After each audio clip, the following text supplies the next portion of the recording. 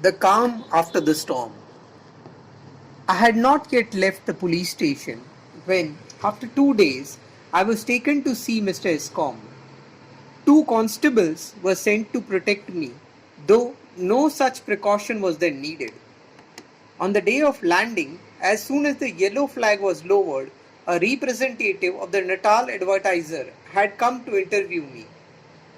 He had asked me a number of questions, and in reply, I had been able to refute every one of the charges that had been levelled against me. Thanks to Sir Firoz Shah Mehta, I had delivered only written speeches in India, and I had copies of them all, as well as of my writings. I had given the interviewer all this literature and showed him that in India I had said nothing which I have not already said in South Africa in stronger language. I had also shown him that I had had no hand in bringing the passengers of the Colorland and Naderi to South Africa. Many of them were old residents, and most of them, far from wanting to stay in Natal, meant to go to the Transvaal. In those days, the Transvaal offered better prospects than Natal to those coming in search of wealth, and most Indians therefore preferred to go there. This interview and my refusal to prosecute the assailants produced such a profound impression that the Europeans of Durban were ashamed of their conduct. The press declared me to be innocent and condemned the mob. Thus the lynching ultimately proved to be a blessing for me, that it is for the cause. It enhanced the prestige of the Indian community in South Africa and made my work easier. In 3 or 4 days, I went to my house, and it was not long before I settled down again. The incident added also to my professional practice. But if it enhanced the prestige of the community, it also fanned the flame of prejudice against it. As soon it was proved that the Indian could put up a manly fight, he came to be regarded as a danger. Two bills were introduced in the Natal Legislative Assembly, one of them calculated to affect the Indian trader adversely, and the other to impose a stringent restriction on Indian immigration. Fortunately, the fight for the franchise had resulted in a decision to the effect that no enactment might be passed against the Indians as such, that is, say, that the law should make no distinctions of color or race. The language of the bills above mentioned made them applicable to all, but their object undoubtedly was to impose further restrictions on the Indian residents of Natal. The bills considerably increased my public work and made the community more alive than ever to their sense of duty.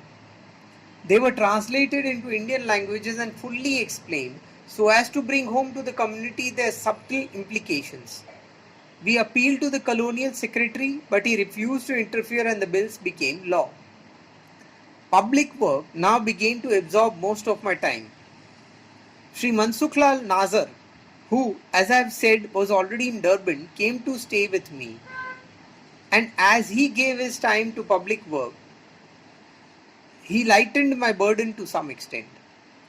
Sheikh Adamji Mia Khan had in my absence discharged his duty with great credit. He had increased the membership and added about £1,000 to the coffers of the Natal Indian Congress. The awakening caused by the bills and the demonstration against the passengers, I turned to a good account by making an appeal for membership and funds, and which now amounted to £5,000. My desire was to secure for the Congress a permanent fund so that it might procure property of its own and then carry out its work out of the rent of the property. This was my first experience of managing a public institution. I placed my proposal before my co-workers and they welcomed it. The property that was purchased was leased out and the rent was enough to meet the current expenses of the Congress. The property was vested in a strong body of trustees and is still there today, but it has become the source of much internecine quarrelling, with the result that the rent of the property now accumulates in the court.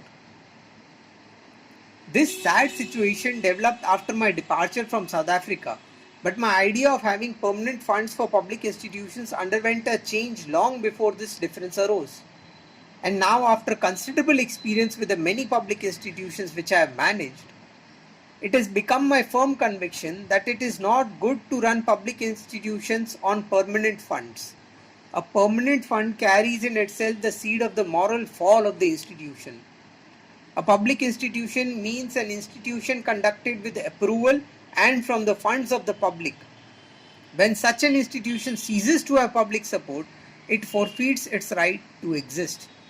Institutions maintained on permanent funds are often found to ignore public opinion and are frequently responsible for acts contrary to it.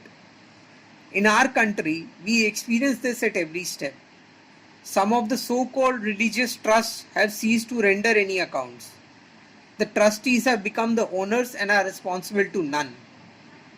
I have no doubt that the ideal is for public institutions to live like nature from day to day.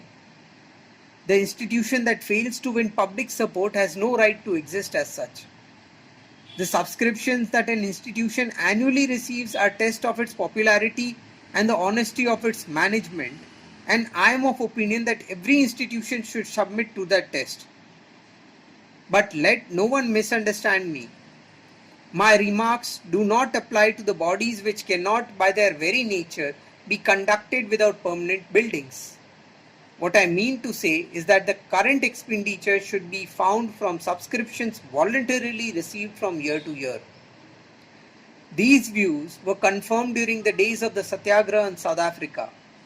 That magnificent campaign extending over 6 years was carried out on without permanent funds, though lakhs of rupees were necessary for it. I can recollect times when I did not know what would happen the next day if no subscriptions came in. But I shall not anticipate future events. The reader will find the opinion expressed above amply borne out in the coming narrative.